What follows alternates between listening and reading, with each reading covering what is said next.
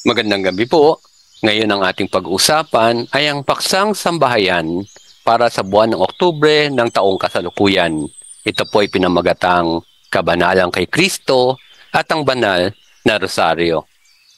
Para sa ating layunin, tayo po ay tinatawagang lumago sa kabanalan at magkaroon ng mas malalim na ugnayan kay Jesus sa pamagitan ng ating debosyon sa mahal na Birheng Maria, ang ating ina ng banal na Rosaryo. Bilang panimula, saang misteryo ng Rosaryo ka naroroon ngayon? Ito ba ay sa maligaya, joyful, malungkot, sorrowful, malawalhati, glorious, o maningning, ang luminous? Isipin ang iyong kasalukuyang yugto ng buhay. Ikaw ba ay nagdiriwang, nagdadalamhati, nagsasaya, o naghahanap ng kaliwanagan? Para sa ating biyaya, mababasa natin sa Ebanghelyo ni San Lucas, Kabanata 1, Talata 42, ang pahayag na pinagpala ka sa babaeng lahat at pinagpala rin ang bunga ng iyong sinapupunan. Ang Oktubre ay buwan ng banal na rosaryo at ang ikapito ng Oktubre ay ang araw ng pandaigdigang pagkakatiwala o International Day of Consecration, ang kapistahan ng mahal na Birheng Maria ng banal na rosaryo. Bilang mga missionary families of Christ, tayo ay iniaalay sa mahal na Birheng Maria sa ilalim ng kanyang titulong Our Lady of the Rosary o Our Lady of Victory. Ang debosyong ito ang umuhubog kung paano natin sinasabuhay ang ating tawag sa kabanalan at pagpapahayag ng mabuting balita sa pamagitan ng pagbabagong pamilya. Si Maria bilang ating ina, huwaran at kaagapay sa kabanalan.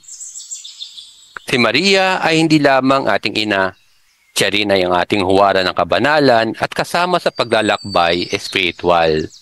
Siya ay gumagabay sa atin patungo kay Jesus sa pamagitan ng kanyang halimbawa ng pagsunod at pagpapakumbaba. Kasama natin siya sa bawat yugto ng buhay na sumasalamin sa mga misteryo ng rosaryo. Mandirigmang espiritual, nakasamang nilupig ang ulo ng ahas kasama ng kanyang anak. Siya rin po ang tagapamagitan para sa ating mga pamilya at pamayanan sa bawat laban ng buhay. Si Jesus ang manunubos at si Maria ang katuwang sa pagliligtas. Sa ating misyon, ipinapahayag natin si Kristo at ang kaligtasang kanyang ipinagkaloob sa atin sa krus. Si Jesus ang manunubos at si Maria ay katuwang sa pagliligtas. Bilang MFC, ginagalang natin si Maria hindi lamang sa debosyon, kundi sa pagsunod sa kanyang halimbawa at paghingi ng tulong sa ating misyon at pakikidigmang espiritual. Isa sa pinakamakapangyarihang sandata na kanyang binigay ay ang banal na rosaryo. Ayon nga po kay Santo Papa Pope Pius IX, bigyan ninyo ako ng hukbo ng mga taong nagdarasal ng rosaryo at aking masasakop ang mundo. Ito po ang kapangyarihan ng banal na rosaryo. Ang rosaryo, ating sandata sa kabanalan. Bilang mga banal na mandirigma ng MFC, tinatawag tayong gumamit ng mga sandata ng katwiran at isa sa pinakamabisang ito ay ang rosaryo, ang ating espiritual na espada na ibinigay mismo ng mahal na ina. Tayo po ay nihikayat na manalangin ng rosaryo ng palagian sapagkat bawat misteryo ay daan tungo sa kabanalan. Ang maligaya o joyful, tayo po ay naanyahang magalak sa kalooban ng Diyos. Sa malungkot o sorrowful, tayo ay naanyayahang tanggapin ang sakripisyo at mapagpuring pagtitiis. Sa malawalhati o glorious, tayo naman ay naanyayahang manalig sa pangako ng buhay na walang hanggan. At sa maningning o luminous, tayo inihikayat na mamuhay sa liwanag ng pampublikong ministeryo ni Kristo. Kung titignan po natin, may mga layunin sa bawat misteryo ng rosaryo. At kapag tayo po ay nanalangin ng rosaryo, mag-isa man o kasama ang pamilya, gawin ito na may mga hangaring iniaalay sa bawat misteryo. Sa unang misteryo, ialay po natin ito para sa sariling hangarin. Sa ikalawang misteryo, para sa pamilya. Sa ikatlong misteryo, para sa ating komunidad. At sa ikaapat na misteryo, para sa simbahan. At sa ikalimang misteryo naman, para po sa buong mundo. Tandaan natin, tayo po ay missionary families of Christ. Tingnan po natin ang mga salita of Christ, families, missionary. Isa-isahin po natin. Of Christ, kay Kristo. Sino ang mas malapit kay Jesus kundi ang kanyang sariling ina? Si Maria ay naroroon mula sa paglilihi, sa pagkabata, sa pampublikong ministeryo, sa paanan ng krus, hanggang sa Pentecostes. Walang sinumang tao ang nakibahagi ng higit sa buhay ni Jesus, kundi si Maria. Families, mga pamilya. Si Jesus ay dumating sa mundo sa pamamagitan ng isang pamilya, sa pamamagitan ng fiat ni Maria, ang kanyang oo sa Diyos. Pinalaki niya si Jesus sa isang banal na tahanan, nakaugat sa pag-ibig at pagsunod. Sa krus, ipinagkatiwala ni Jesus si Maria kay Juan at sa pamamagitan ni Juan sa ating lahat. Tulad ni Juan, tinatawag tayong dalhin si Maria sa ating mga tahanan. Missionary. Kasama ng kanyang anak, dinurog ni Maria ang ulo ng ahas. Ngunit galit ang dragon at ngayon ay nakikipagdigma sa kanyang mga anak, ang mga banal na mandirigma.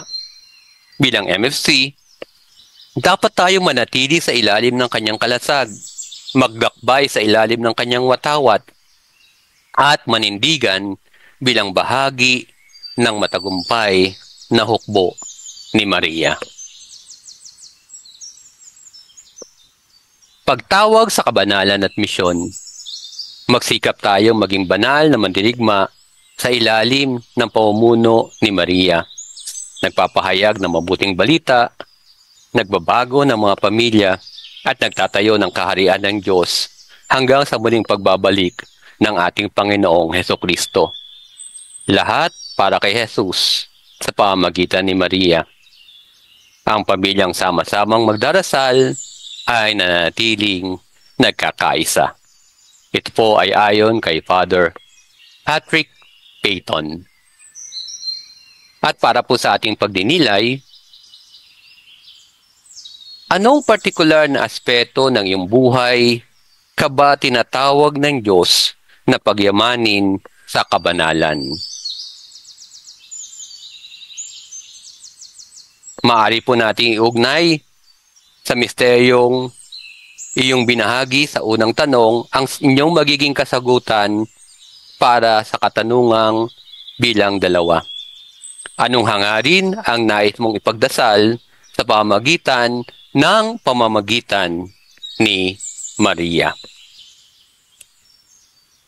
At para po sa ating pagsasabuhay, magpasyang manalangin ng rosaryo at dasilin ang MFC Act of Consecration to Our Lady of the Rosary araw-araw o kahit lingguhan ngayong buwan ng Santo Rosario. Hingin ang pamamagitan ni Maria habang pinagsisikapan nating lumago sa kabanalan at sa ating misyon. Tandaan po natin, ang Diyos ay bukas palad at bilang tugon, maging tapat po tayo sa ating espiritual na pagbibigay ng ating ikapu.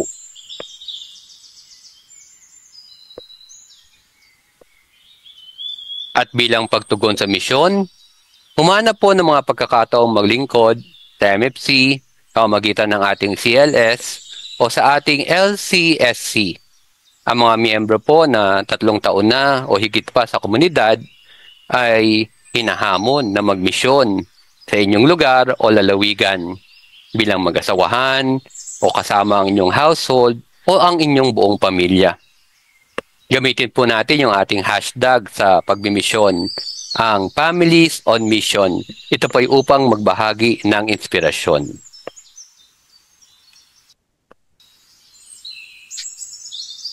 At muli po, isang magandang gabi, mapagpalang araw sa ating lahat, at naway patuloy tayong pagpalain ng ating poong lumikha sa ating paglalakbay, sa ating buhay, pananampalataya.